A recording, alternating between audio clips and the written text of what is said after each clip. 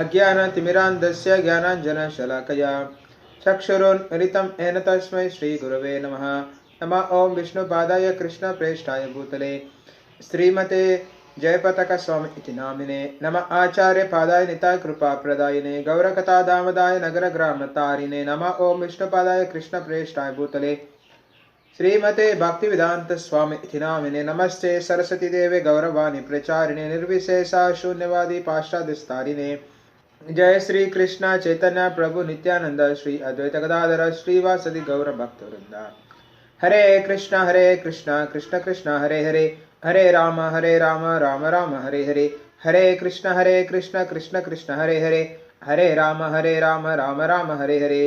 இந்த காலம் பார்த்தீங்கன்னா நீங்க மூன்றா பிரிக்கலாம். இந்த காலத்தை படைக்கும் காலம், பாதுகாக்கும் காலம், அழிக்கும் காலம். சோ படைக்கும் கிரகங்கள், பாதுகாக்கும் கிரகங்கள், அழிக்கும் கிரகங்கள். சோ சில நேரத்துல பாத்தீங்கன்னா படைப்பவரே நம்மளை அழிக்கிறார், படைப்பவரே நம்மளை பாதுகாக்கிறார், படைப்பவரே நம்மளை அழிக்கவும் செய்யறார். சோ காட் அப்படின்ற ஆங்கில சொல்லுக்கு அர்த்தம் என்னன்னா ஜெனரேட்டர், ஆபரேட்டர், டெஸ்ட்ராயர். சோ மூன்று தொழிலையும் ஒரு பகவான் செய்யறார், கடவுள் செய்யறார். ஜெனரேட்டர் அவரே உற்பத்தி செய்கிறார், அவரே பாதுகாக்கிறார், அவரே அழிக்கவும் செய்கிறார். ஸோ நாமெல்லாம் நம் வாழ்க்கையிலும் அதே தான் செஞ்சுட்டு இருக்கோம். நாமெல்லாம் ஒரு சிறு அணு ஆத்மாக்கள். பகவானில் இருக்கக்கூடிய குணங்கள் நம்ம கிட்ட அதே குணங்கள் இருக்குது. சச்சிதானந்தம். நாம் நிரந்தரமானவர்கள், அறிவுடையவர்கள், ஆனந்தமானவர்கள். பகவான் விஷ்ணு, பகவான் கிருஷ்ணர்கிட்ட இருக்கக்கூடிய குணமும் நம்ம கிட்ட இருக்கு. ஒரு சிறு அளவு இருக்கு. பகவான் விபு எல்லா இடத்திலும் இருக்கிறார். நாமெல்லாம் ஒரு சிறு அணுக்கள். நம் அணு பரமாத்மா ஆத்மா. பரமாத்மா இருக்கிற குணம் தான் நம்ம எல்லாம் சின்ன சின்ன ஆத்மாக்கள் நமக்கிட்ட இருக்குது. அணு ஆத்மாக்கள நமக்கிட்டையும் இந்த குணங்கள் இருக்குது. நாமும் ஒரு குட்டி தெய்வீகமானவர்கள். நாம கூட இறைவனின் குணங்கள் பெற்றுள்ளதால் நாமும் தெய்வீகமானவர்கள். சோ பகவான் கிருஷ்ணர் பகவத்கீதையில் கூறியிருக்கிறார், நாம் எந்த தேவதையை வழிபடுகிறோமோ அந்த லோகத்து நாம் போகிறோம். நம்ம யாரை வழிபடுகிறோமோ அந்த லோகத்து நம்ம போறோம். இப்ப நம்ம எந்த தேவதையை வழிபடுகிறோமோ அந்த லோகத்து நம்ம போறோம். இப்ப பாத்தீங்கன்னா நமக்கு குழந்தைய வர்றவங்க கூட பாத்தீங்கன்னா நம்ம வழிபடக்கூடிய தெய்வத்தின் ஆசீர்வாதம் தான் நமக்கு வரக்கூடிய குழந்தைகள். நாம் என்ன தேவதையை வழிபடுறோமோ அதுக்கேற்ற மாதிரி நமக்கு குழந்தைகள் பிறக்கும். ஆண் குழந்தை, பெண் குழந்தை என்பது நாம் வழிபடக்கூடிய தேவதைகளே நமக்கு குழந்தைகளாக வருகிறார்கள். மனிதர்களும் ஒரு தெய்வ நிலை அடையலாம். நல்ல குணங்களை பெற்றிருந்தால் தெய்வ நிலை அடையலாம். தீய குணங்களை பெற்றிருந்தால் அவர் இழிவான பிறவியை நோக்கி செல்வார்கள். நீங்கள் யாரை வழிபடுகிறீங்களோ அவங்க தான் உங்க வாழ்க்கையில வருவாங்க. அவங்களுடைய இன்ஃப்ளூயன்ஸ் உங்க வாழ்க்கையில இருக்கும். நீங்க யாரை வழிபடுறீங்களோ அந்த லோகத்துக்கு தான் நீங்க போவீங்க. நீங்க தேவதைகளை வழிபட்டீங்கன்னா தேவதைகள் வாழக்கூடிய லோகத்துக்கு போவீங்க. முன்னோர்களை வழிபட்டீர்களேனால் முன்னோர்கள் வாழக்கூடிய லோகத்துக்கு போவீங்க. பித்ருக்கள் வழிபட்டோம்னா அவங்க வாழக்கூடிய லோகத்துக்கு போவோம். கந்தர்வர்கள், அப்சராக்கள், யக்ஷராட்சசர்கள் அவங்க வழிபட்டீங்கன்னா அவங்க லோகத்துக்கு போவோம். பகவான் விஷ்ணு வழிபட்டோமேனால் பகவான் விஷ்ணு வாழக்கூடிய லோகத்துக்கு நம்ம போவோம். இப்ப எல்லாம் கருப்பு கலை என்பது சொல்லப்படுகிறது. பிளாக் மேஜிக் எல்லாம் இது ஒரு விதமான அபிச்சாரா. சோ இப்ப எல்லாம் மக்கள் இந்த அபிச்சாரா பிளாக் மேஜிக்ல ஈடுபட்டு இருக்காங்க. இது ஒரு கருப்பு கலை. இது அழிவு சக்தி. இது ஒரு தீய சக்தி அல்லது தாழ்ந்த சக்தி. விதவிதமான தேவதைகள் இருக்காங்க. மனிதர்கள், யக்ஷர்கள், கந்தர்வர்கள், அப்சராக்கள். நம்ம யாரை வழிபடுகிறோமோ அந்த லோகத்துக்கு நம்ம போவோம். முன்னோர்களை வழிபட்டால் முன்னோர்கள் வாழக்கூடிய லோகத்துக்கு போவோம். பகவான் விஷ்ணுவை வழிபட்டால் விஷ்ணு வாழக்கூடிய லோகத்துக்கு போவான். தேவதைகளை வழிபட்டவர்களால் இந்திர, சந்திரன், வருண, வாயு, பாலகர்களை வழிபட்டீர்களால், சிவபெருமானை வழிபட்டீர்களால் அவர் வாழக்கூடிய லோகத்துக்கு போவீர்கள். ராமர் வழிபட்டீங்கன்னா ராமர் வாழக்கூடிய லோகத்துக்கு போவோம். கிருஷ்ணர் வழிபட்டீங்கன்னா கிருஷ்ணர் வாழக்கூடிய லோகத்துக்கு போவோம். இந்த மாதிரி நம்ம யாரை வழிபடுறோமோ அந்த லோகத்தை நம்ம போவோம். கலியுகத்தில் மக்கள் மிகவும் தமோ குணத்தில் இருப்பதா அவர்கள் சத்துவ குணத்தில் இருக்கக்கூடிய பகவான் விஷ்ணுவை வழிபடுவது கிடையாது. தமோ குணத்தில் இருக்கக்கூடிய அதாவது தமோ குணத்தின் அதிபதியான சிவபெருமானை அதிகமாக வழிபடுகிறார்கள். துர்கா சக்தி, சிவபெருமான் போன்ற அழிக்கும் கடவுள் சிவபெருமானை வழிபடுகிறார்கள். கருப்பு கலை என்பதும் இப்படிதான் வருது. கலியுகத்தில் மக்கள் தமோ குணத்தில் இருப்பதால் அவர்கள் இப்படிப்பட்ட பாவ செயல்களை அதிகமாக செய்கிறார்கள். மது, மாது, சூதாட்டம், மாமிசம் போன்ற பல்வேறு பாவ செயல்களை செய்கிறார்கள். அவர்கள் மிகவும் இழிவான ஒரு சூழ்நிலையை அவர்கள் அடைகிறார்கள். இழிவான ஒரு பிறவி, அதாவது இழிவான ஒரு வாழ்க்கை அமைகிறது. படைப்பது, பாதுகாப்பது, அழிப்பது, அழிக்கும் சக்தி கலியுகத்தில் அதிகமாகிவிட்டது. மக்கள் அவர்களை அழித்துக் கொள்கிறார்கள். உடலை அழிப்பது எப்படி அழித்துக் கொள்கிறார்கள் என்றால் போதை மருந்து உட்கொள்கிறார்கள், மாமிசம் சாப்பிடுகிறார்கள், சூதாட்டம் ஆடுகிறார்கள், தவறான பெண்களிடம் பழக்க வழக்கங்கள், மது, மாது, சூது, மாமிசம் போன்ற விஷயத்தில் அவர் ஈடுபட்டு அவர்கள் வாழ்க்கையை அவர்களே அழித்துக் கொள்கிறார்கள். தற்கொலைக்கு சமமானது இது. Self destruction, suicide. பகவான் விஷ்ணு நம்ம அனைவரும் பாதுகாப்பதற்காக ஹரிநாமத்தை அவரே தொடங்கி வைத்திருக்கிறார். ஹரிநாம இயக்கத்தை தொடங்கி வைத்திருக்கிறார். ஹரே கிருஷ்ண கிருஷ்ண கிருஷ்ண ஹரே ஹரே, ஹரே ராம ராம ராம ஹரே ஹரே.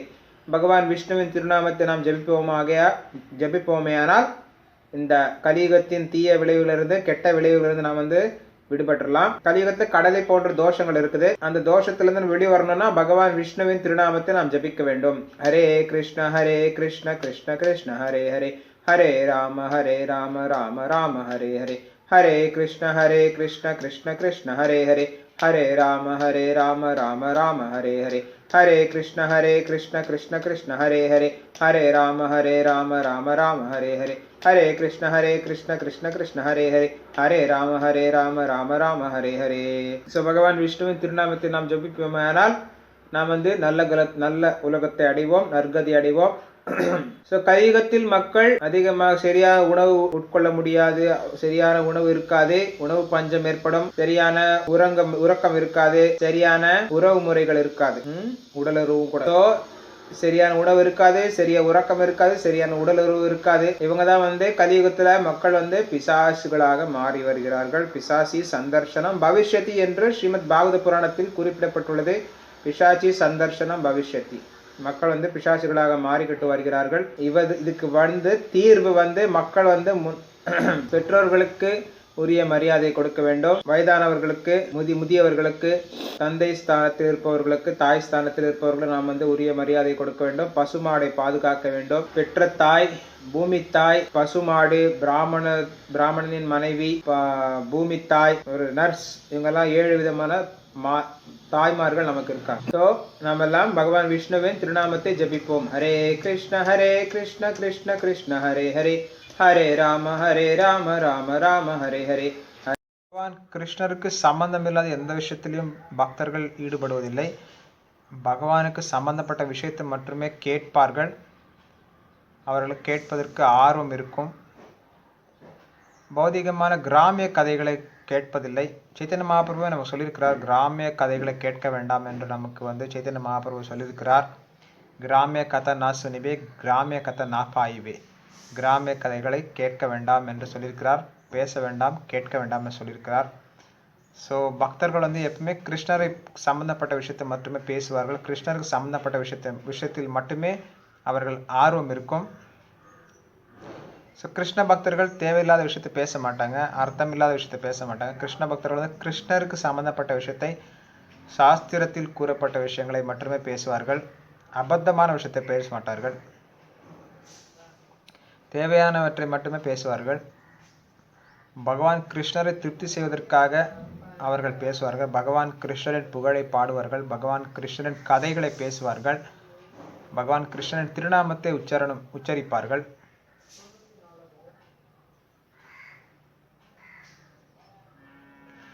ஸோ பக்தர்கள் தினமும் செய்யக்கூடியது நவவித பக்தியில் முக்கியமாக கேட்கணும், பேசணும். சிரவணம் முதல்ல கேட்கணும், கீர்த்தனம் பாடணும், பகவான் விஷ்ணுவை நினைக்கணும். ஸ்ரவணம், கீர்த்தனம், விஷ்ணு ஸ்மரணம், அர்ச்சனம் வழிபாடு செய்யணும், வந்தனம் வணக்கம் செலுத்தணும், தாசியம் தொண்டு செய்யணும், அவருக்கு நட்பாக இருக்கணும், அவருக்கு சரணாகதி அடையணும். இந்த மாதிரி நவவித பக்தி தொண்டு இருக்குது. ஸோ பக்தர்களுக்கு இதுக்கே நேரம் பத்தாதம மற்ற விஷயத்துக்கு நேரமே இருக்காது. இந்த பொழுதுபோக்கு, விளையாட்டு, இதுக்கெல்லாம் நேரம் இருக்காது. பக்தர்களுக்கு மங்களாரத்தி, காலையில் மங்களாரத்தி எழுதுக்குவாங்க, ஜபம் பண்ணுவாங்க, தர்ஷனார்த்தி, குரு பூஜை, பாகவதம் கிளாஸ், பிறகு சேவை, பிரசாதம் எடுத்துவாங்க, சேவை இருந்தால் சேவை செய்வாங்க, மத்தியான நேரத்தில் ஓய்வு எடுப்பாங்க, மறுபடியும் சாயங்கால நேரத்தில் மறுபடியும் சாயங்கால நேரத்தில் ஆரத்தி, சந்தியா ஆரத்தி இருக்கும், கிளாஸ் இருக்கும், பகவத்கீதை கிளாஸ் இருக்கும், பிரசாதம் ஏற்றுக்கொள்வார்கள், ஓய்வு எடுப்பார்கள். 24 மணி நேரமும் அவர்களுக்கு ஃப்ரீன்றதே கிடையாது. 24 மணி நேரமும் அவர்களுக்கு என்கேஜ்மெண்ட்ஸ் இருக்குது. பிரபுபாதர் கொடுத்துருக்கிறார். ஸோ பக்தர்கள் பார்த்தீங்கன்னா எல்லா சூழ்நிலையும் மகிழ்ச்சியாக இருக்கிறாங்க. கிருஷ்ணருக்கு திருப்தி செய்வதற்காக அவர்கள் பல்வேறு முயற்சிகளை மேற்கொள்கிறார்கள். விஷ்ணு ஸ்மரணம், அர்ச்சனம் வழிபாடு செய்யணும், வந்தனம் வணக்கம் செலுத்தணும், தாசியம் தொண்டு செய்யணும், அவருக்கு நட்பாக இருக்கணும், அவருக்கு சரணாகதி அடையணும். இந்த மாதிரி நவவித பக்தி தொண்டு இருக்குது. ஸோ பக்தர்களுக்கு இதுக்கே நேரம் பத்தாதம மற்ற விஷயத்துக்கு நேரமே இருக்காது. இந்த பொழுதுபோக்கு, விளையாட்டு, இதுக்கெல்லாம் நேரம் இருக்காது. பக்தர்களுக்கு மங்களாரத்தி காலையில் மங்களாரத்தி எழுதுக்குவாங்க, ஜபம் பண்ணுவாங்க, தர்ஷனார்த்தி, குரு பூஜை, பாகவதம் கிளாஸ், பிறகு சேவை பிரசாதம் எடுத்துவாங்க, சேவை இருந்தால் சேவை செய்வாங்க, மத்தியான நேரத்தில் ஓய்வு எடுப்பாங்க, மறுபடியும் சாயங்கால நேரத்தில் மறுபடியும் சாயங்கால நேரத்தில் ஆரத்தி, சந்தியா ஆரத்தி இருக்கும், கிளாஸ் இருக்கும், பகவத்கீதை கிளாஸ் இருக்கும், பிரசாதம் ஏற்றுக்கொள்வார்கள், ஓய்வு எடுப்பார்கள். 24 மணி நேரமும் அவர்களுக்கு ஃப்ரீன்றதே கிடையாது. 24 மணி நேரமும் அவர்களுக்கு என்கேஜ்மெண்ட்ஸ் இருக்குது, பிரபுபாதர் கொடுத்துருக்கிறார். ஸோ பக்தர்கள் பார்த்தீங்கன்னா எல்லா சூழ்நிலையும் மகிழ்ச்சியாக இருக்கிறாங்க. கிருஷ்ணருக்கு திருப்தி செய்வதற்காக அவர்கள் பல்வேறு முயற்சிகளை மேற்கொள்கிறார்கள்.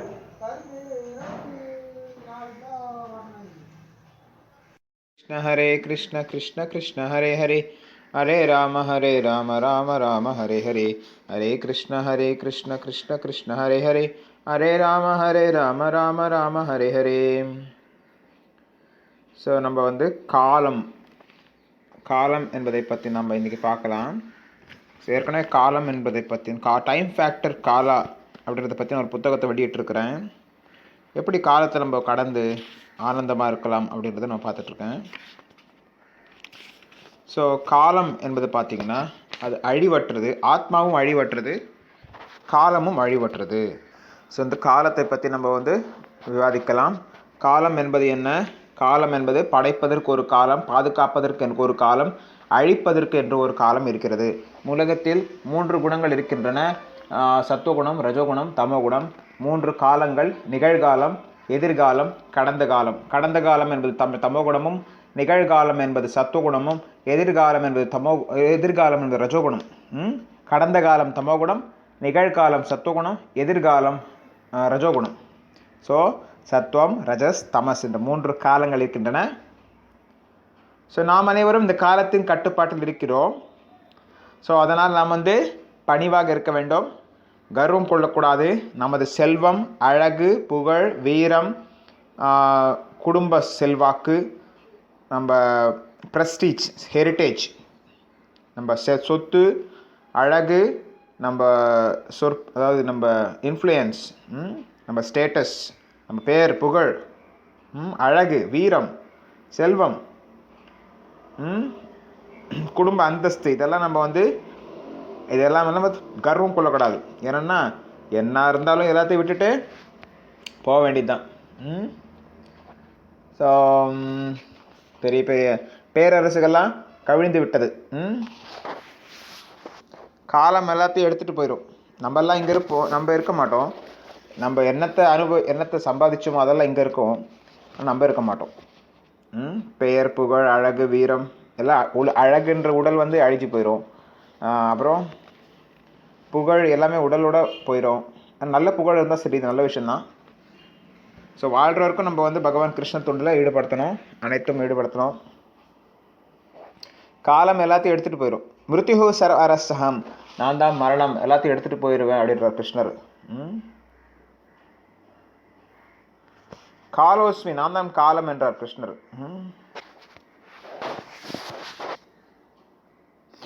பல்வேறு பேரரசுகள் பல்வேறு பேரரசுகள் அழிந்து விட்டது.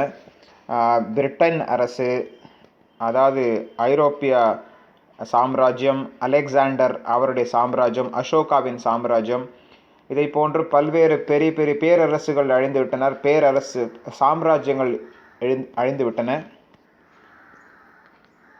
ஸோ அந்த காலத்தில் மக்கள் பெரிய பெரிய அரசர்கள் இருந்தார்கள். இந்த காலத்தில் பெரிய பெரிய தொழிலதிபர்கள் இருக்காங்க.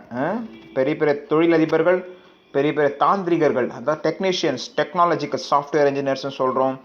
மைக்ரோசாஃப்ட் நிறுவனர் பில் கேட்ஸ், அப்புறம் ஆப்பிள் நிறுவனர்கள் ஸ்டீவ் ஜாப்ஸ், அப்புறம் Google CEO, Amazon, Flipkart, YouTube, அதாவது ஃபேஸ்புக், எல்லாம் பெரிய பெரிய டெக்னாலஜிக்கலி டெக்னீஷியன்ஸ், தாந்திரிக்ஸ், பெரிய பெரிய தொழிலதிபர்கள் இருக்காங்க. தந்திரவாதிகள் இருக்காங்க, தந்திரக்காரர்கள், தந்திரம், டெக்னாலஜி. இந்த காலம் என்பது பகவான் கிருஷ்ணரின் உருவமற்ற தன்மை. அதாவது காலம் என்பது உருவம் கிடையாது. பகவான் பிரம்ம ஜோதி என்ற அந்த பிரம்ம ஜோதியை போன்றது தான் இந்த காலம், உருவமற்றது. ஸோ காலம் அனைத்தும் அழித்து விடும். இது சிவபெருமானோட சக்தியை எடுத்துக்கலாம். சிவபெருமான் எல்லாத்தையும் அழிக்கிறார். அழிக்கும் கடவுள். அந்த சக்தி தான் இந்த காலத்துக்கு சக்தி தான். காலம் மிக சக்தி வாய்ந்தது. இது பகவான் கிருஷ்ணரின் ஒரு அவதாரம் தான், குண அவதாரம். பகவான் கிருஷ்ணருடைய 3 அவதாரங்களில் சத்துவகுண அவதாரம், ரஜோகுண அவதாரம், தமோகுண அவதாரம் இருக்கிறது. சத்துவகுண அவதாரம் பகவான் விஷ்ணுவாகவும், ரஜோகுண அவதாரம் பிரம்மாவாகவும், தமோகுண அவதாரம் சிவபெருமானாகவும் கருதப்படுகிறது. ஸோ பகவான் விஷ்ணுவுடைய தமோகுண அவதாரம் என்பது சிவபெருமான். ஸோ அந்த காலம் வந்து சத்துவகுணத்தில் மக்கள், தமோகுணத்தில் இருந்தாங்கள மக்கள் வந்து உருவத்தை வழிபடுவதில்லை, உருவத்திற்கு மீது ஆர்வம் கிடையாது. சிவபெருமானே ஒரு உருவமற்ற ஒரு லிங்க ரூபமாக வழிபடுகிறார்கள், அது ஒரு தமோகுணம். சிவலிங்கத்தை வழிபடுகிறார்கள், அது ஒரு தமோகுணம். அதுக்கு அடுத்தது பிரம்மா, அதாவது பித்ருக்களை வழிபடக்கூடியவர்கள், பித்ருக்களை வழிபடக்கூடியவர்கள். இப்போ இருக்க அரசர்களை வழிபடக்கூடியவர்கள், அல்லது அரசியல்வாதிகளை வழிபடக்கூடியவர்கள், இவங்கெல்லாம் பிரம்மாவை போன்றவர்கள். உருவாக்குபவர்கள், தொழிலதிபர்கள், வியாபாரிகள் எல்லாம் எடுத்துக்கலாம். அதுக்கு அடுத்தது பார்த்திங்கன்னா தமோகுணம் சிவபெருமான். ராட்சசர்கள், பூதங்கள், பிசாசுகள் இதெல்லாமே அழிக்க சக்திகள். வேத கலாச்சாரத்தை கடைப்பிடிக்காதவர்கள் எல்லாமே தமோகுணம்.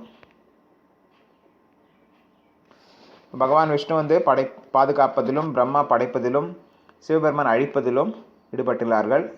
அவர்களது பக்தர்களும் அதே செய்வார்கள். விஷ்ணு பக்தர்கள் என்றால் பாதுகாப்பதிலும், பிரம்மாவின் தொண்டர்கள் என்றால் படைப்பதிலும், தமோகுணத்தில் இருப்பவர்கள் சிவபெருமானுடைய பக்தர்களாக இருப்பார்கள். சிவபெருமான் பக்தர்கள் தான் அழிப்பதில் ஈடுபட்டு கொண்டிருப்பார்கள். பிரம்மாவின் பக்தர்கள் படைப்பதில் ஈடுபட்டு கொண்டிருப்பார்கள். விஷ்ணுவின் பக்தர்கள் பாதுகாப்பதில் ஈடுபட்டு கொண்டிருப்பார்கள். ஸோ இதெல்லாம் 3 குணாவதாரங்கள். இதெல்லாம் வந்து 3 குணத்திற்கு இவர்கள் தான் அதிபதி. காலம் அனைத்தையும் அழித்துவிடும்,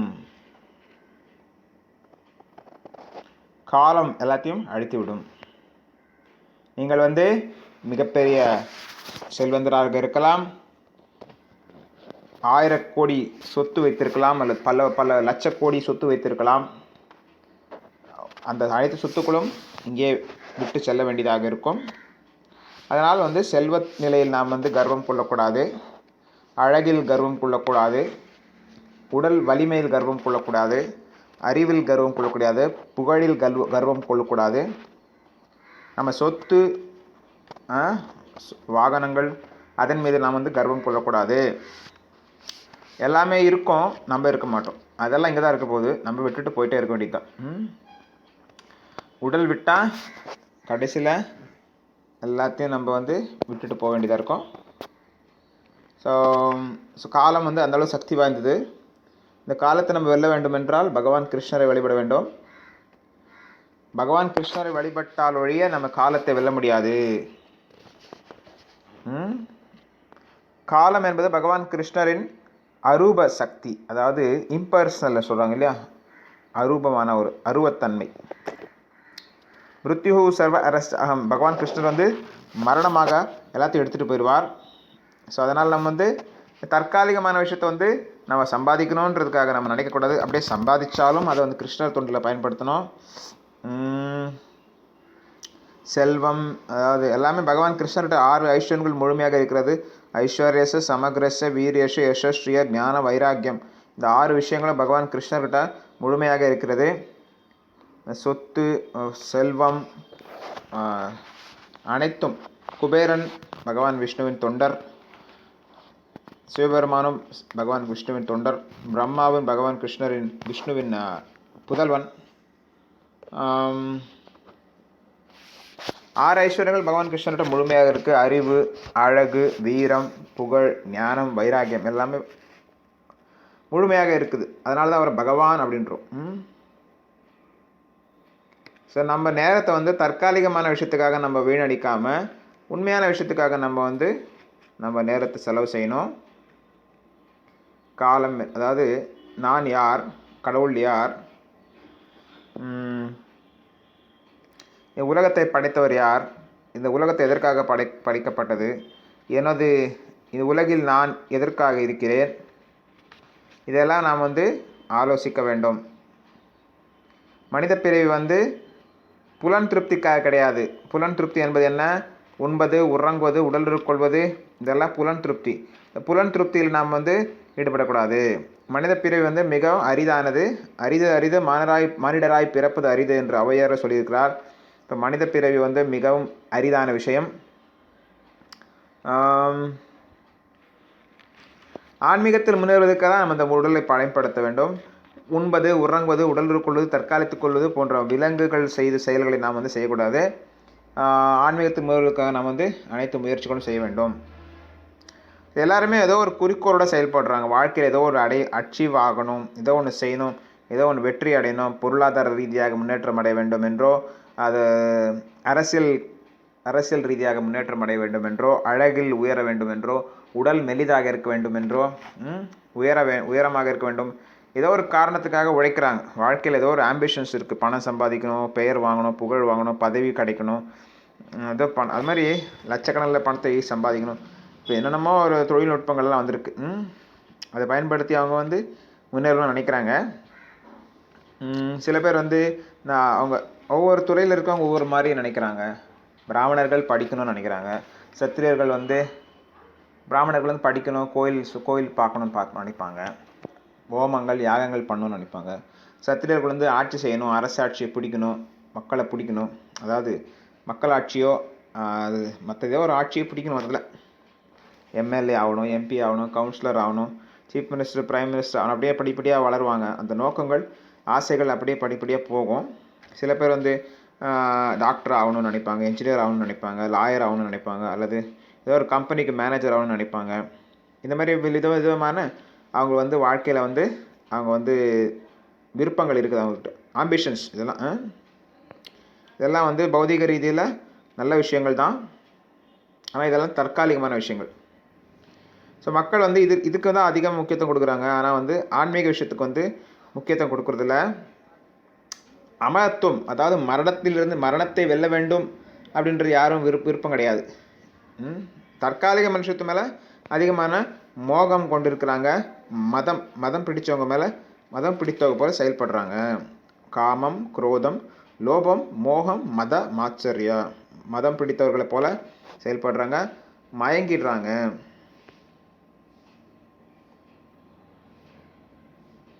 அந்த காலத்துலலாம் மக்கள் வந்து இந்த ஆன்மீக விஷயத்து மேலே ஆர்வமாக இருந்தாங்க. மரணம் அடையக்கூடாது, மரணத்தை வெல்ல வேண்டும் அப்படின்ற மாதிரி யோகம் செய்வாங்க, தியானம் செய்வாங்க, தவம் செய்வாங்க, தானங்கள் கொடுப்பாங்க, யாகங்கள் செய்வாங்க. இப்போல்லாம் அந்த மாதிரி யாருக்கும் மக்களுக்கு ஆர்வம் கிடையாது. பணம் சம்பாதிப்பது தான் அவங்க வாழ்க்கை நோக்கமாக இருக்குது. பணம் சம்பாதிச்சுறது எப்படியாவது புலன் திருப்தியில் ஈடுபடணும் அப்படின்னு இருக்காங்க. அந்த பணத்தை சம்பாரித்து அவங்க வந்து நிரந்தரமாக அனுபவிக்க போகிறாங்களா? கிடையாது. அவங்க வந்து 50 வருஷம் இருக்கலாம், 60 வருஷம் இருக்கலாம், 70 வருஷம் இருக்கலாம், அவ்வளோதான். அதுக்கப்புறம் அவங்க வாழ்க்கை என்ன ஆகுன்றது அவங்களுக்கே தெரியாது. அடுத்த பிறவை பற்றி அவங்க வந்து ஆர்வம் கிடையாது. இந்த பிறவையில் எப்படியாவது சம்பாரிச்சிடணும், எப்படியாவது அனுபவிச்சிடணும், அவ்வளோதான்.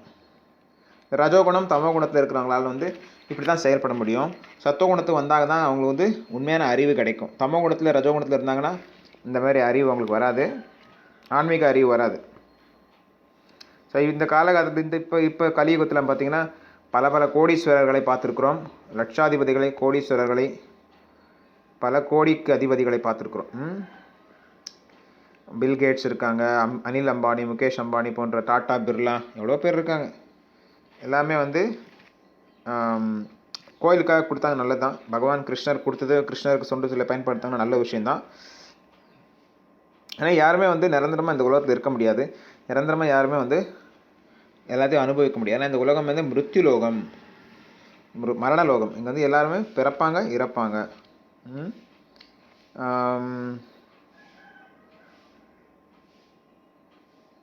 இந்த காலகட்டத்தில் மக்கள் வந்து எப்படி பணம் சம்பாதிக்கிறது தான் நினைக்கிறாங்க தவிர, யாருமே வந்து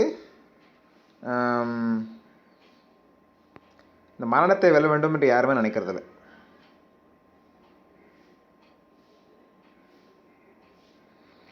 எல்லாமே வந்து பணம் எப்படி சம்பாதிக்கலாம்னு நினைக்கிறாங்களே தவிர, யாரும் மரணத்தை எப்படி வெல்வது, மரணமற்ற வாழ்க்கை எப்படி வாழ்வது, மரணத்தை வெல்வது எப்படி என்று யாருமே நினைக்க மாட்டேன்றாங்க.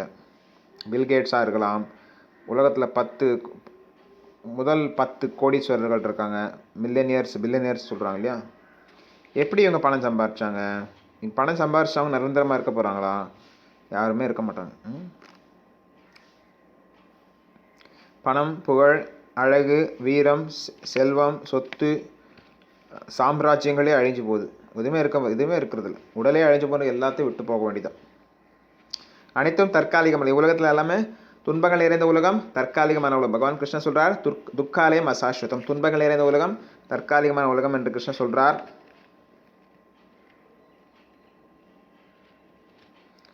பல்பல பெரிய பெரிய பேரரசுகள் இல்லாமல் போயிடுச்சு. ரோமன் அரசு, பிரிட்டிஷ் அரசு, முகல் அரசு, எல்லா அரசுகளும் ஒரு பேப்பரில் தான் இருக்குது இப்போ இதுவே கிடையாது. ஸோ பூமியே பார்த்து எல்லாருமே, பூமி மாதாவே பார்த்து எல்லாரும் சிரிப்பாங்க. பூமி கீதா எல்லாரும் என்ன வந்து அடையணும்னு நினச்சாங்க, யாருமே அடைய முடியல. கடைசியில் வந்து நான் தான் அவங்கள பிடிச்சிட்டேன். எல்லோரும் பூமியை பிடிச்சி எந்தன்னு சொல்லிட்டு இருந்தாங்க. கடைசியில் பூமி தான் எல்லாரையும் பிடிச்சிருச்சு. பூமி மாதா தான் எல்லாரையும் பிடிச்சிட்டு, பூமியில் பிறந்தவங்க பூமியில் இறக்கணும். யாரும் பூமியை வந்து உரிமை கொள்ள முடியாது. பகவான் கிருஷ்ணர் தான் உரிமை கொள்ள முடியும்.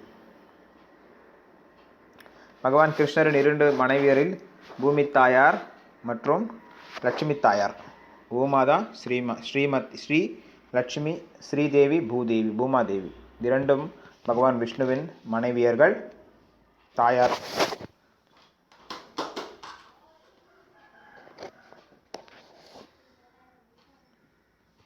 ஸோ நாம் வந்து இதை புரிந்து கொள்ள வேண்டும்.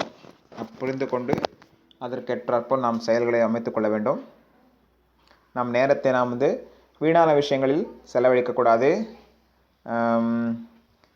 பல்வேறு தற்காலிகமான விஷயத்தின் மேல் நாம் வந்து நம் நேரத்தை செலவழிக்கிறோம். எவ்வாறு உணவு உண்பது, எவ்வாறு உடலுறவு கொள்வது, எவ்வாறு தற்காத்துக் கொள்வது போன்ற விஷயங்களையும் நாம் வந்து நம்ம நேரத்தை செலவழித்து கொண்டிருக்கிறோம். காலம் வந்து மிகவும் உயர்ந்தது. அதாவது காலம் வந்து மிகவும் விலை உயர்ந்தது. எவ்வளோ பணம் கொடுத்தாலும் போன காலம் திரும்பி வராது. போன உயிரை திருப்பி வராது. காலம் எவ்வளோ பணம் கொடுத்தாலும் வராது. அதனால் காலம் மிகவும் உயர்ந்த விஷயம். காலம் வந்து மிகவும் முக்கியமானது. அதை வீணடிக்கக்கூடாது. காலத்தை வீணடிக்கக்கூடாது. ஆயிரக்கணக்கான விஷயங்கள் இருக்குது. நமக்கு உபயோகமற்ற விஷயத்தில் நம்ம வந்து ஆர்வம் கொள்ளக்கூடாது. நமக்கு என்ன உபயோகம் இருக்கோ, நமக்கு என்ன தேவையோ அது மேலே நம்ம ஆர்வம் கொண்டு, அது மேலே நம்ம வந்து பற்றுதல் கொண்டு, ஆன்மீகத்தில் பற்றுதல் கொள்ளணும். கிருஷ்ணர் மீது பற்றுதல் கொள்ளணும். குரு, கிருஷ்ணர், சாது, வைஷ்ணவர்கள் மீது பற்றுக்கொண்டு அதை நாம் படிக்க வேண்டும், மற்றவர்களுக்கு சொல்ல வேண்டும். பாகவத புராணத்தில் பரீட்சித் மகாராஜ் கேள்விகளை கேட்கிறார். மரணத்தரவாயில் இருக்கும் நபரின் உண்மையான குறிக்கோள் என்ன? மரணத்தரவாயில் இருக்கக்கூடிய ஒரு நபர், அவர் வந்து என்ன செய்யணும் அப்படின்ட்டு சொல்லிட்டு கேட்குறார் சுக்கதேவ கோஸ்வாமி. அதாவது எல்லா முனிவர்கள்ட்ட கேட்குறாங்க. சுக்கதேவ கோஸ்வாமி தான் அது பதில் சொல்கிறார். மரணத்தரவாயில் இருப்பவர்களின் உண்மையான நோக்கம் என்ன, கடமை என்ன? மரணத்தரவாயில் இருப்பவர்களின் கடமை என்னன்னு கேட்குறார். அவருக்கு என்ன செய்தி கிடைச்சதுன்னா, அவர் வந்து ஒரு சாபத்தால் வந்து 7 நாட்களில் மரணம் அடைவார் என்பது ஒரு சாபம். அவருக்கு வந்து 7 நாட்களில் வந்து மரணம் அடைவார் என்பது ஒரு சாபம். அந்த சாபத்தை வந்து அவர் அனுபவித்து கொண்டிருந்தார். அந்த தருணத்தில் அவர் வந்து எப்போ நம்ம இறக்க போகிறோன்னே தெரியாது. அதனால் வந்து ஆனால் அவருக்கு வந்து எப்போ இறக்க போகிறோம், எப்போ அவர் 7 நாளில் பாம்பு கடித்து இறக்க போகிறோன்ற தெரிஞ்சு போச்சு. அதனால் அவர் என்ன பண்ணார்னா, அவர் அதுக்காக தயார் செஞ்சுக்க ஆரம்பித்தார். எப்போ நம்ம இறப்போன்றது தெரியாது. பரீட்சித் மகாராஜ் வந்து 7 நாளில் பாம்பு கடிச்சு இறக்கணுன்ற ஒரு செய்தி கிடைச்சிது. எல்லாத்தையும் விட்டுட்டு அவர் வந்து உடனடியாக துறவு மேற்கொண்டார். பரீட்சித் மகாராஜா ஒரு சாதாரண நபர் கிடையாது. அவர் வந்து அபிமன்யுடைய மகன், வீர போராளியான வீரத்துக்கு பெயர் போன அபிமன்யுவின் மகன் பரீட்சித் மகாராஜா. அர்ஜுனனுக்கும் யுதிஷ்டிர மகாராஜாவுக்கும் தர்மராஜன், யுதிஷ்டிர மகாராஜன், அர்ஜுனன் பகவான் கிருஷ்ணரின் நண்பன், காண்டீவம் ஏந்திருப்பவர், சிறந்த வில்வித்தகர், வில்லாளியான அர்ஜுனர், சிறந்த தர்ம சிந்தனையுடையவரான யுதிஷ்டிரன் பேரன். அவர் வந்து இந்த உலகத்தை ஆண்ட பேரரசர். பாண்டவர்கள் மகாபாரத யுத்தத்தில் ஜெயித்து விட்டனர். அதன் பிறகு யுதிஷ்டிர மகாராஜா இந்த பூ உலகை ஆண்டு வந்தார். அதாவது தீவிர அரசியலிருந்து ஓய்வு பெறுவதற்கு முன்னால் அர்ஜுனனின் பேரனான பரீட்சித் மகாராஜை இந்த உலகில் ஆட்சி செய்வதற்கு அமர்த்தினார். இவ்வுலகை நிர்வகிப்பதற்காக அவர் அமர்த்தினார். இவ்வுலகின் பேரரசாக அவர் சூட்டப்பட்டார், பதவி பிரமாணம் செய்யப்பட்டார்.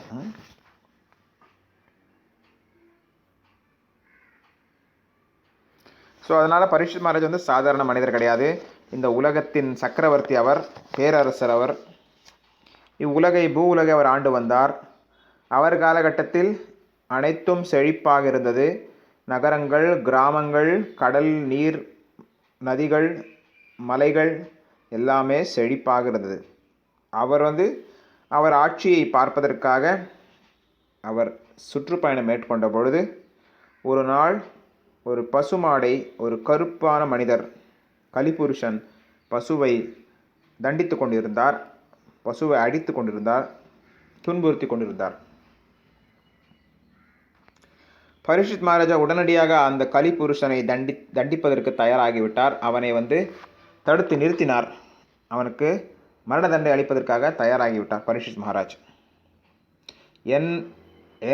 என்னுடைய ராஜ்யத்தில் நீ பசுமாடை இந்த அளவுக்கு துன்புறுத்துகிறாயா என்று உடனடியாக தண்டிப்பதற்காக தயாராகிவிட்டார்.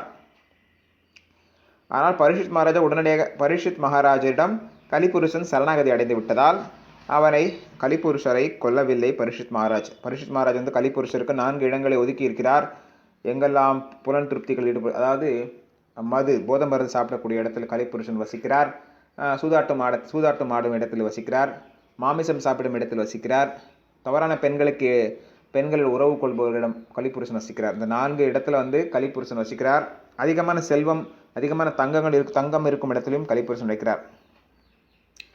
ஸோ பரீட்சித் மகாராஜ் காலகட்டத்தில் இவையெல்லாம் இருக்கவில்லை. போதை மருந்து, சூதாட்டம், மது, தவறான பெண்கள், மாமிசம் இதெல்லாம் குறைவாக இருந்தது. அங்கே இங்கே கொஞ்சம் ஏதோ இருந்திருக்கும், அதிகமாக இருக்காது. ஆனால் இப்போ பரீட்சித் மகாராஜ் சதி செய்து அவருக்கு சாபம் கொடுக்கப்பட்டு அவர் கொல்லப்பட்டு பிறகு கலிபுருஷனின் ஆதிக்கம் அதிகமாகிவிட்டது. ஸோ அவர் காலகட்டத்தில் இவையெல்லாம், இந்த பாவ செயல்களெல்லாம் மிக குறைவாக தான் இருந்தது. அதோடைய ஆதிக்கம் கிடையாது. இது இப்போ இதெல்லாம் ஆதிக்கம் செலுத்துது. இதெல்லாம் ரொம்ப ஆதிக்கம் செலுத்துது. Meat eating, gambling, intoxication, illicit sex, புலன் திருப்தி, மது, போதை மருந்து சாப்பிட்றது, தவறான பெண்கள் பழக்கம், புலன் திருப்தியில் ஈடுபடுறது, இதெல்லாம் அதிகமாகிடுச்சு இப்போ.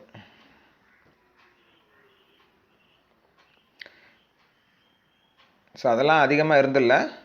ஸோ கலிபுருஷனை பரீட்சித் மகாராஜ் தண்டித்தார். ஸோ இப்போ நம்ம காலத்தின் பிடியில் இருக்கோம், கலிகாலத்தின் பிடியில் இருக்கோம். இந்த கலியுகத்திற்கு அதிபதி கலிபுருஷன். அவரது ராஜ்யத்தில் இதெல்லாம் செழிப்படையும். ஒவ்வொரு அரசர்கள் இருக்காங்க, தேவர்கள் இருக்காங்க, மனிதர்கள் இருக்காங்க, அசுரர்கள் இருக்காங்க, ராட்சசர்கள் இருக்காங்க, பிசாசுகள், பூதங்கள் எல்லாம் இருக்குது. தேவர்கள் அரசவையில் இவையெல்லாம் தவிர்க்கப்படும். மனிதர்களிலும் இதில் குறைவாகவே இருக்கும். அசுரர்களில் இது அதிகமாகவே இருக்கும். அசுரர்களின் ஆட்சி தான் இப்போ நடக்குது. அசுரர்களின் தலைவனாகவே நீங்கள் எடுத்துக்கலாம். கலிபுருஷன் ஒரு அசுர தலைவன்.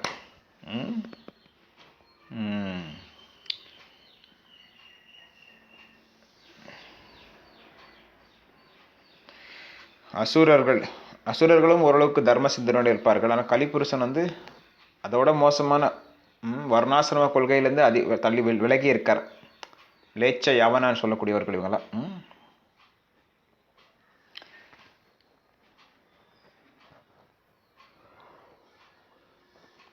ஸோ கலிபுருஷனை தண்டித்தார் பரீட்சித் மகாராஜா.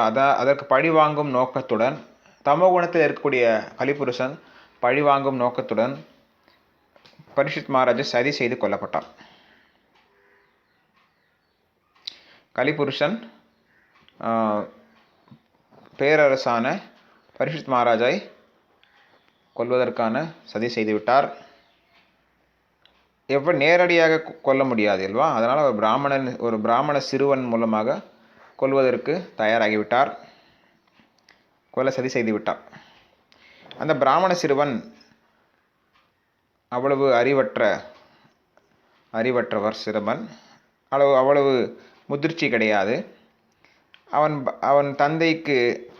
அவனது தந்தைக்கு பரீட்சித் மகாராஜா ஏதோ அவமானம் செய்து விட்டார் என்ற ஒரு கோபத்தில் உடனடியாக அந்த பிராமண சிறுவன் பரீட்சித் மகாராஜை சாபமிட்டு கொல்லச் செய்தார். பாம்பு தக்ஷகா என்ற நாகத்தால் மரணம் அடைய வேண்டும் என்ற ஒரு சாபத்தை அந்த பிராமண சிறுவன் அளிப்பான். அதன்படி பரீட்சித் மகாராஜ் 7 நாட்கள் தனக்கு மரணம் நிகழும் என்பதை தெரிந்து கொண்டு ஸ்ரீமத் பாகவத புராணத்தை கேட்பதற்காக, அதாவது சாதுக்களிடம், ஆன்மீகத்தில் முன்னேறியவர்களிடம் என்ன செய்ய வேண்டும் என்று விசாரிப்பதற்காக கங்கை கரையில் போய்ந்து அமர்ந்து கொண்டு உடனடியாக அவர் பேரரசல்வா, அவருக்கு உதவி செய்வதற்காக அனைத்து முனிவர்களும் சாதுக்களும் சன்னியாசிகளும் வருவார்கள். அவருக்கு பல்வேறு ஆலோசனைகளை வழங்கி வருவார்கள். அந்த தருணத்தில் வேதவியாசரின் மகனான சுகதேவ கோஸ்வாமி அவரும் பரீட்சித் மகாராஜுக்கு ஆலோசனை கொடுப்பதற்காக அவர் வருவார். அவர் ஒரு துணி ஆடைகள் இல்லாமல் முக்தி பெற்ற ஆத்மாவாக இருந்தார். அவர் வைஷ்ணவ சங்கத்தின் மூலமாக பாகவதத்தை பெற்றுக்கொண்டார். அல்லது அவரும் ஒரு மோனிஸ்டாக இருந்தாங்க. மோனிஸ்ட்னா அவரும் ஒரு இம்பர்சனலிஸ்ட், அருவவாதியாக இருந்தார். பகவான் விஷ்ணுவின் துளசி இலையை உண்பதால் அவரும் உட்கொண்டதால் அவரும் ஒரு பக்தராக மாறிவிட்டார். வேதவியாசர் தனது தந்தையான வேதவியாசரின் மூலமாக சுகதேவ கோஸ்வாமி இதை தெரிந்து கொண்டார். இந்த பாகவத புராணத்தை தெரிந்து கொண்டார். ஸோ பரீட்சித் மகாராஜ் சாபத்தால் கொல்லப்பட்டார். சாபம் கிடைத்தவுடன் அவரது சொத்து, அவரது அரசாங்கம், ராஜ்யம், மனைவி, குதிரைகள், விலங்குகள், காலாட்படைகள், குதிரைப்படைகள், யானைப்படைகள், எல்லா சொத்தும் அனைத்தும் விட்டுவிட்டார். அவர் யமுனை கரையில் அவர் சென்று அமர்ந்திருந்தார். அவர் உணவு அருந்தாமல் நீர் அருந்தாமல் 7 நாட்கள் சுகதேவ கோஸ்வாமியிடமிருந்து பாகவத புராணத்தை கேட்டு அவர் ஆன்மீகத்தில் முன்னேறினார். ஆன்மீக லோகத்தை அடைந்தார். எங்கும் நீர் அருந்துவதற்காகவோ உணவு அருந்துவதற்காகவோ பரீட்சித் மகாராஜ் செல்லவில்லை. சுகதேவ கோஸ்வாமியும் செல்லவில்லை. இருவரும் சுகதேவ கோஸ்வாமி சொல்வதாலும் பரீட்சித் மகாராஜை கேட்பதாலும் தூய்மையடைந்து ஆன்மீகத்தில் முன்னேற்றம் அடைந்தார்கள். பரீட்சித் மகாராஜ் தொடர்ச்சியாக பாகவத சப்தாக அப்படின்ற நம்ம நடக்கிறோம் இல்லையா? இப்போ பாகவத சப்தாக நடக்குது. தினம் நித்தியம் பாகவத சேவையா பகவதி உத்தம ஸ்லோகே பக்திர் பவதி நைஷ்டிகி. தினமும் பாகவத்தை நம்ம கேட்கணும். தினமும் பாகவத்தை நம்ம கேட்கணும். சுகதேவ கோஸ்வாமி 7 நாட்கள் பாகவத புராணத்தை பரீட்சித் மகாராஜுக்கு அளித்திருக்கிறார். பரீட்சித் மகாராஜும் நீர் அருந்தாமல், உணவு அருந்தாமல், ஓய்வெடுக்காமல் பாகவத புராணத்தை 7 நாட்கள் தொடர்ச்சியாக கற்று தேர்ந்தார். பரீட்சித் மகாராஜ் பல்வேறு கேள்விகளை கேட்பார். அதற்கும் பதிலை சுகதேவ கோஸ்வாமி அளித்து வருகிறார். ஸோ ஆத்ம தத்துவத்தை பற்றி கேள்வியை கேட்கும்போது பரீட்சித் மகாராஜா கேட்டிருக்கார். அதை சுகதேவ கோஸ்வாமி அதை ஆதரித்து வரியானேஷாத்த பிரஷ்னே, அதாவது நீங்கள் கேட்கும் கேள்வியெல்லாம் லோக நன்மை, உலக நன்மைக்காகவே. ஏன்னா நீங்கள் பேரரசு, நீங்கள் கேட்கும் அனைத்து கேள்வியும் உலக நன்மைக்கானதே, சிறந்த கேள்வி என்று பாராட்டுவார். ஸோ நாமெல்லாம் அனைவரும் நம்மை பற்றி நாம் அறிந்து கொள்ள வேண்டும். நம்மெல்லாம் இப்போ எவ்வளோ விஷயத்தை நம்ம உணர்ந்து கொண்டிருக்கிறோம். எவ்வளோ விஷயத்தை நம்ம உணர்ந்து கொண்டிருக்கிறோம். நியூஸ் பேப்பர் படிக்கிறோம், இன்டர்நெட்டில் பார்க்குறோம், டெலிவிஷன் பார்க்குறோம். எவ்வளவோ நம்ம முன்னேற்றம், இப்போ தொழில்நுட்பம் பெரிய அளவு முன்னேற்றம் அடைந்திருக்கிறது. பத்திரிகை, அதாவது இன்டர்நெட், டிவி எல்லாம் மிகப்பெரிய அளவில் வளர்ந்துருக்கு. ஆயிரக்கணக்கான விஷயங்களை நம்ம பார்க்கலாம். பொருளாதாரம், வியாபாரம், இன்சூரன்ஸ், பொருளாதாரம், வியாபாரம், அப்புறம் இன்சூரன்ஸ், அதாவது காப்பீடு, மருத்துவ காப்பீடு போன்ற பல்வேறு விஷயங்கள் இருக்குது. அரசியல் விஷயங்கள் இருக்குது, தொழில்நுட்பங்கள் இருக்குது, விளையாடுகள் இருக்குது, உலக அரசியல், உள்ளூர் அரசியல், தண்ணீர் பிரச்சனை,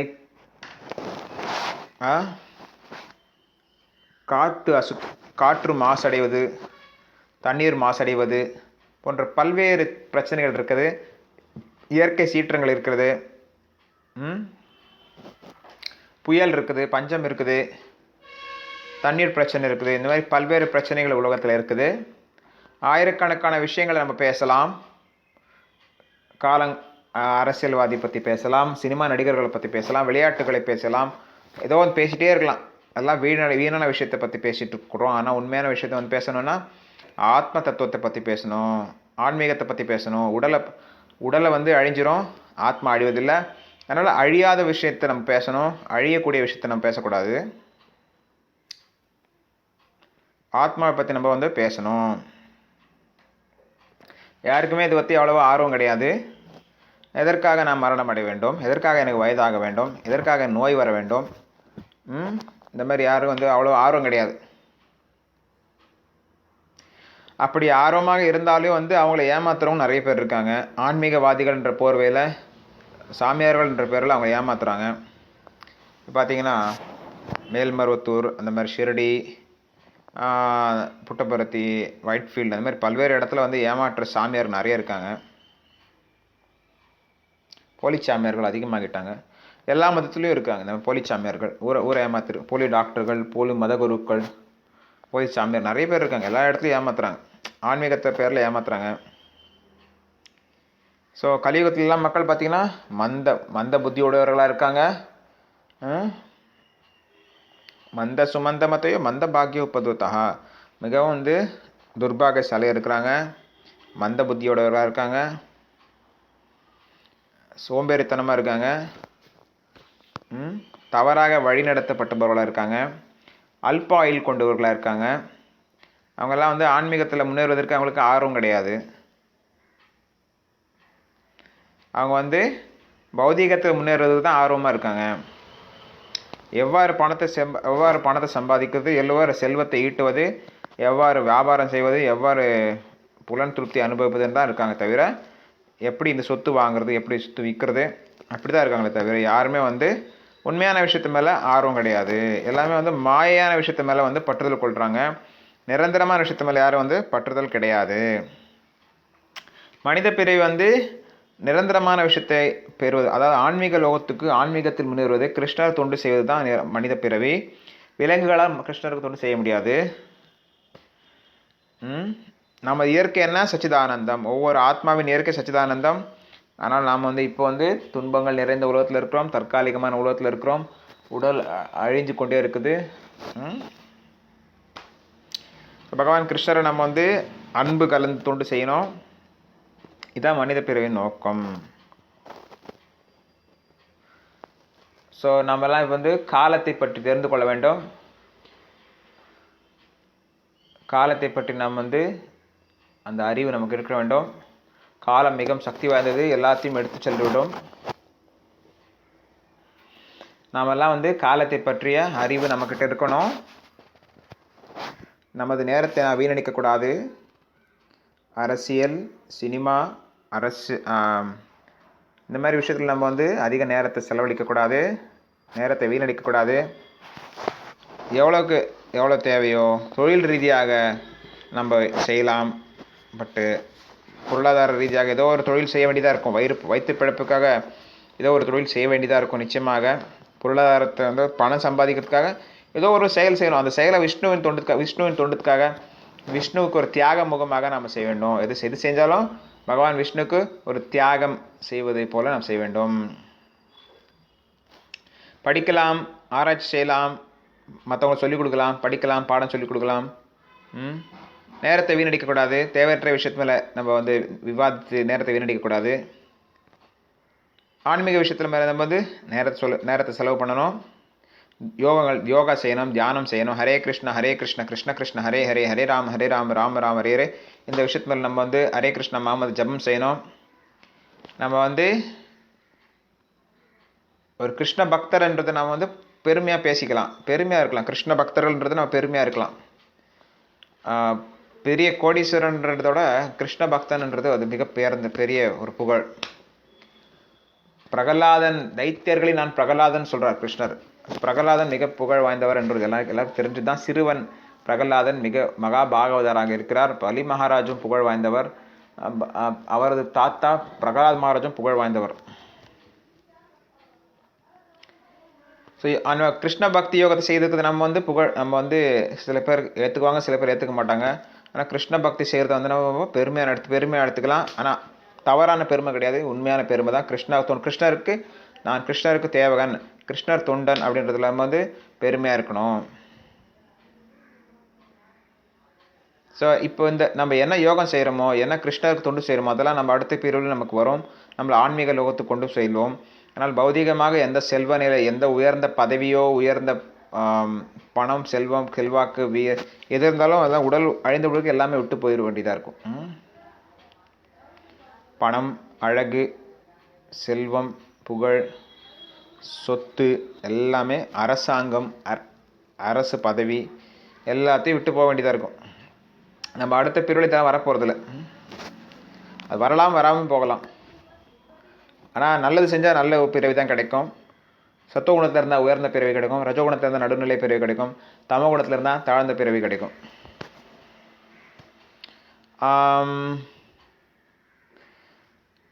ஆன்மீக விஷயத்தை நம்ம செய்கிறோம் இல்லையா, அதெல்லாம் நம்ம அது என்னைக்கு இருந்தாலும் நம்மக்கிட்ட இருக்கும், நிரந்தரமாக இருக்கும். கிருஷ்ண பக்தி செய்கிறது நிரந்தரமாக இருக்கும். ஸோ ஆன்மீகத்தில் நம்ம நேரத்தை செலவிட வேண்டும்.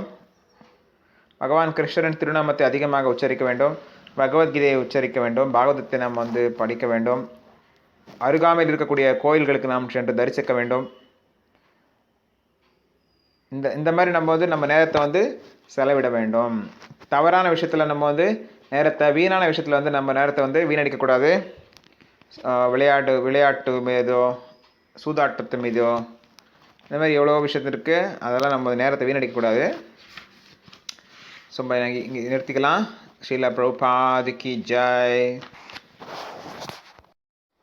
ஸோ காலம் என்பது பகவான் கிருஷ்ணரின் சக்திக்கு உட்பட்டது. பகவான் கிருஷ்ணரின் தாழ்ந்த சக்தி தான் இந்த காலம். அதுக்கு அடுத்தது பகவான் கிருஷ்ணருடைய பிரம்மன், பரமாத்மா, பகவான். ஸோ பிரம்மன் என்பது முழுதற் கடவுள், உருவம் உடையவர். இரண்டாவது குரு பரமாத்மா. மூன்றாவது அரூபமான பிரம்ம ஜோதி, பிரம்ம ஒளி. காலமும் ஒரு உருவமற்றது.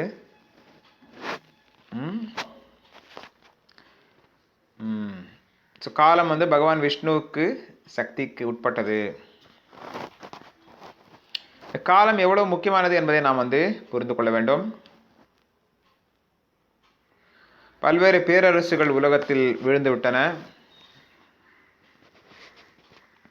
கடந்த காலத்தில் பல்வேறு பேரரசுகள் இருந்தது.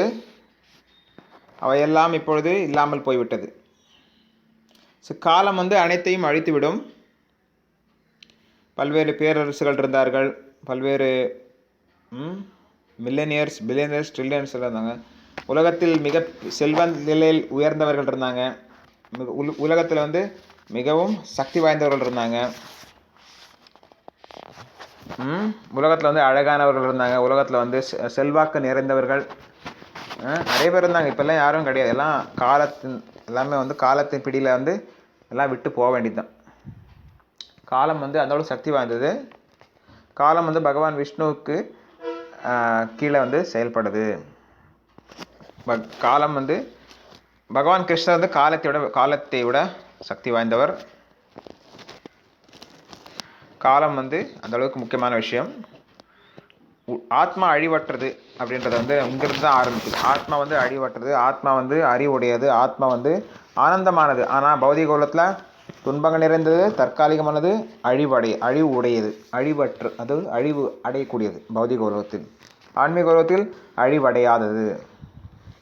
ஸோ நாம் காலத்தை பற்றி புரிந்து கொள்ள வேண்டும். காலத்தை பற்றி நாம் புரிந்து கொண்டால் நாம் முட்டாள்தனமாக செயல்பட மாட்டோம்.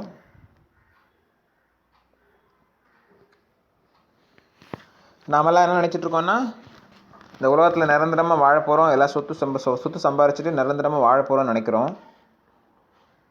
இந்த உலகத்தில் ஆனந்தமாக இருக்கலாம்னு நினைக்கிறோம், நிரந்தரமாக இருக்க போகிறோம்னு நினைக்கிறோம். அதனால் நம்ம வந்து எப்படியும் ஏமாற்றி சம்பாரிச்சிடுறோம், ஊரை ஏமாற்றி எப்படியும் பணம் சம்பாரிச்சிடுறோம். நம்ம ஏமாத்துகிறோம், எல்லா விதமான பொய் பித்தலாட்டம் ஏமாத்து எல்லா விதமாக செய்கிறோம். இங்கே நிரந்தரமாக இருக்க போகிறோம்னு நினச்சிட்டு நம்ம வந்து எல்லாத்தையும் செய்கிறோம். 50 வருடம் 60 வருடத்துக்கு மேலே வந்து இந்த உலகத்தில் இருக்க போகிறதில்ல. இந்த 50-60 வருடத்திற்காக நம்ம வந்து அனைத்து விதமாக அதர்ம செயல்களை செய்கிறோம், ஏமாத்துகிறோம், பொய் சொல்கிறோம். ஸோ இதெல்லாம் செய்யப்படக்கூடாது. ஸோ நாம் என்ன செய்யணும்? ஆன்மீகத்தில் முன்னேற வேண்டும். ஸோ இதெல்லாம் வந்து மனித பிறவி வந்து தற்காலிகமானது. உடல் அழிந்துவிடும், ஆத்மா அழிவதில்லை. தற்காலிகமான விஷயத்தின் மீது வந்து பற்றுதல் கொள்ளக்கூடாது. தற்காலிகமான விஷயத்துக்காக வந்து நேரத்தை வீணடிக்கக்கூடாது. நமது இயற்கை என்ன என்பதை நாம் வந்து அறிவதற்காக முயற்சி செய்ய வேண்டும். எதற்காக நாம் மரணம் அடைய வேண்டும்? எதற்காக நமக்கு நோய் வருகிறது? எதற்காக நமக்கு மரணம் ஏற்படுகிறது, வயதாகுது? இதெல்லாம் யோசிக்கணும். இதெல்லாம் நம்ம வந்து ஆர்வமாக தெரிஞ்சுக்கணும்.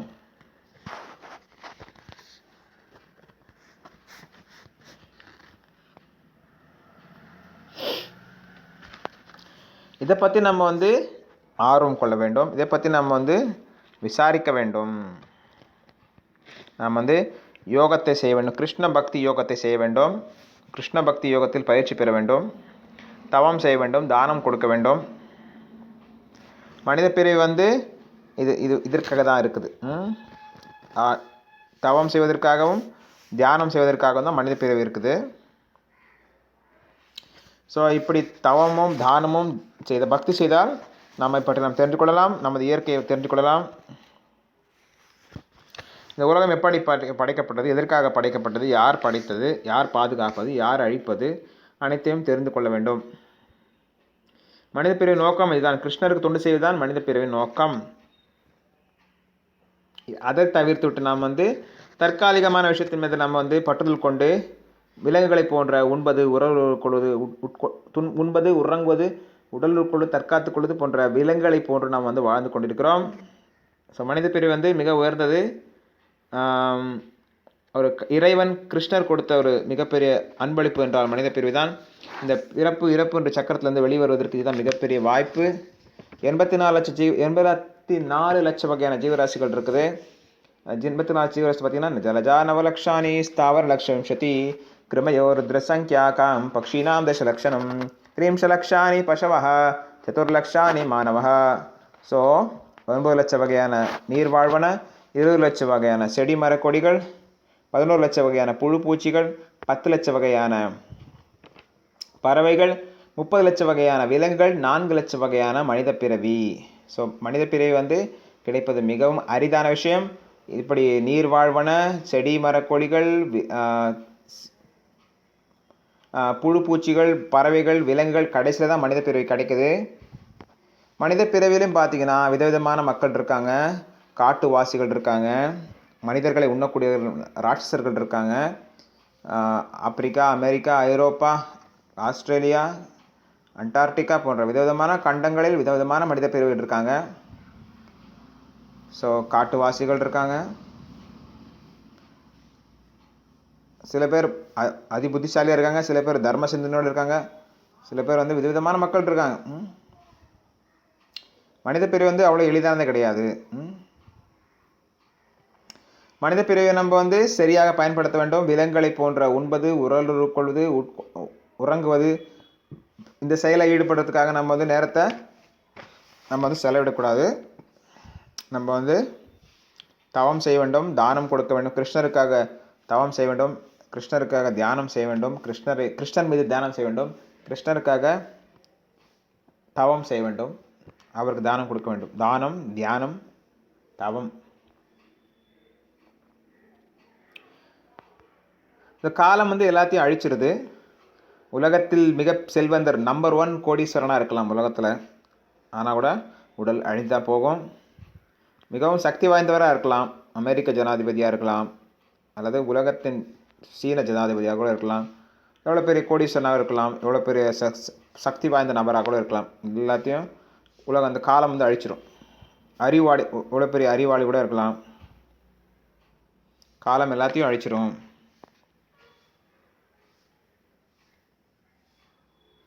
உடல் வலிமை பெற்றவராக கூட இருக்கலாம். எப்படி இருந்தாலும் வந்து காலம் எல்லாத்தையும் அழிச்சிட்டு போயிட்டே இருக்கும். நம்ம நேரத்தை வந்து தற்காலிகமான விஷயத்து மீது நம்ம வந்து செலவிடக்கூடாது. அறிவு, அழகு, புகழ், செல்வாக்கு இதெல்லாம் வந்து தற்காலிகமானது தான். தற்காலிகமான விஷயத்து மீது வந்து பட்டத்தில் கொள்ளக்கூடாது. தற்காலிக விஷயத்து மீது வந்து நேரத்தை செலவிடக்கூடாது. நிரந்தரமான விஷயத்து மேலே வந்து நம்ம நேரத்தை செலவு பண்ணணும். நிரந்தரமான விஷயத்து மீது வந்து நம்ம வந்து ஆர்வம் செலுத்த வேண்டும். காலத்தை வெல்ல வேண்டும். காலத்தை வெல்வது வந்து அறிவு இருக்கணும். பல்வேறு விஷயங்கள் இருக்குது. சாஸ்திரன் மூலமாக நம்ம வந்து காலத்தை வெல்ல முடியும். கிருஷ்ணர் தொண்டு செய்வதனால வந்து காலத்தை வெல்ல முடியும்.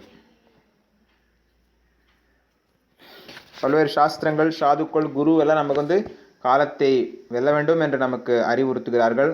பகவத்கீதையை நமக்கு அதுதான் அறிவுறுத்துகிறது. பகவத்கீதை நமக்கு காலத்தை பற்றி குறிப்பிடுகிறது. காலம் வந்து நிரந்தரமானது. உயிரினங்கள் வந்து நிரந்தரமானவர்கள். அவர்கள் வந்து பிறப்பு, இறப்பு, நோய், மரணம் என்ற இதை தாண்டியவர்கள். இதன் மீது அவர் வந்து அதாவது இதில் கட்டுப்பட்டவர்கள் கிடையாது. ஆத்மா வந்து பிறப்பதும் இல்லை, இறப்பதும் இல்லை.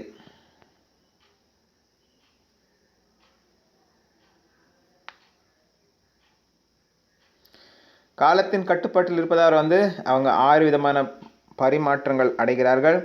அவர்கள் வயதாகுது, அவங்களுக்கு நோய் வருது, மரணம் ஏற்படுது, அதாவது பிறக்கிறாங்க, சிறிது காலம் இருக்கிறாங்க, இனவிருத்தி செய்கிறாங்க, வளர்கிறாங்க,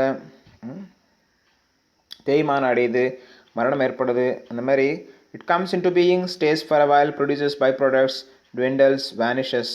இந்த மாதிரி நிறைய இருக்குது. 6 விஷயமான மாற்றங்கள் ஒரு ஆத்மா, ஒரு உடல் அடையுது. காலத்தின் பிடியில் தான் நம்ம வந்து இந்த மாதிரி மாற்றங்கள் நடக்கிறது. காலத்தின் பிடியில் தான் நம்ம எல்லாம் செயல்படுறோம். நான் வந்து காலத்தை வெல்ல முயற்சி செய்தால் அப்போ தான் நம்ம வந்து ஆன்மீகத்தில் முன்னேற முடியும். காலத்தின் பிடியிலேருந்து நம்ம வந்து வெளியே வர வேண்டும். பிரம்மலோகத்துக்கு போனாலும் பாதாள லோகத்தில் போனாலும் எல்லா இடத்துலையும் காலம் செயல்படுகிறது. பிரம்மாவும் தனது 100 வருட ஆயுளை முடித்த பிறகு அவருக்கும் மரணம் ஏற்படுகிறது. அவரோட உடலுக்கு ஏற்ற மாதிரி அவருக்கு பிறப்பு, இறப்பு, நோய், மரணம் ஏற்படுகிறது. அவருடைய ஆயுள் 100 வருடங்கள்.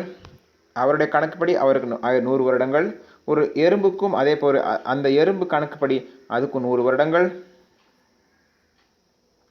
இவ்வாறு அனைவரும் இந்திரனிலிருந்து இந்திர கோபன் வரையும், எறும்பு வரையும், இந்திரன் முதல் எறும்பு வரையும் அனைவரும் காலத்தின் பிடியில் தான் இருக்காங்க. ஸோ ஆத்மா வந்து காலத்தின் கட்டுப்பாட்டில் வர்றதில்லை. ஆத்மா வந்து ஆனால் பௌதீக விஷயத்தை அனுபவிக்கணும். கிருஷ்ணரை மறந்த உடனே நம்ம வந்து இந்த உலகத்துக்கு பௌதிக உலகத்துக்கு வந்துடுறோம். கிருஷ்ண புலியா ஜீவ போகவாஞ்சக்கரை மாயாத்தரை ஜப்பட்டிதே. கிருஷ்ணரை மறந்து புலன் திருப்தி அடையணும்னு நினச்ச உடனே இந்த மாயை வந்து பிடிச்சிட்டு நம்ம துன்பக்கடலை ஆழ்த்தி விட்டுருது. கிருஷ்ணரை மறந்து நம்ம வந்து புலன் திருப்தி அடையணும்னு நினைக்கிறோம். ஸோ ஆன்மீகத்தில் முன்னேறப்போ தான் வந்து நம்ம வந்து நம்ம ஆனந்தமாக இருக்கலாம். ஆன்மீகத்தில் முன்னேறலைன்னா துன்பமாக தான் இருப்போம். நம்ம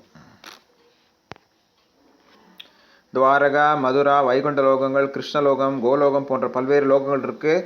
அந்த லோகத்தை நம்ம அடையலாம். எப்படின்னா பக்தி தொண்டு செய்தப்போ தான் நம்ம வந்து அந்த லோகத்தெல்லாம் அடைய முடியும். வைகுண்ட லோகம் இருக்குது, துவாரகா இருக்குது, மதுரா இருக்குது, எல்லா விதமான கோலோகம் இருக்குது, விதமான லோகங்கள் இருக்குது. இதெல்லாம் நம்ம வந்து அடையணும் அப்படின்னா கிருஷ்ண பக்தி தொண்டு செய்யணும். குரு மூலமாக கிருஷ்ண பக்தி தொண்டு செய்யணும். குரு கிருஷ்ண கிருபாய பாய் பக்திரத்த பீஜா. குரு கிருஷ்ணர் அவர்களால் தான் நம்ம வந்து பக்தி தொண்டு கிடைக்குது. அதை வந்து அது மூலமாக வளர முடியும். ஸோ நம்மளாம் அந்த காலத்தை வெல்வதற்காக முயற்சி செய்ய வேண்டும். 3 குணத்திலிருந்து நம்ம வந்து வெளியே வர, குறிப்பாக சத்துவகுணம், ரஜோகுணத்திலிருந்து வெளியே வர வேண்டும்.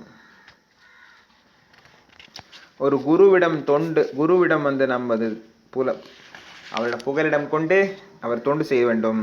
அப்பொழுதுதான் நமக்கு ஞானம் கிடைக்கும்.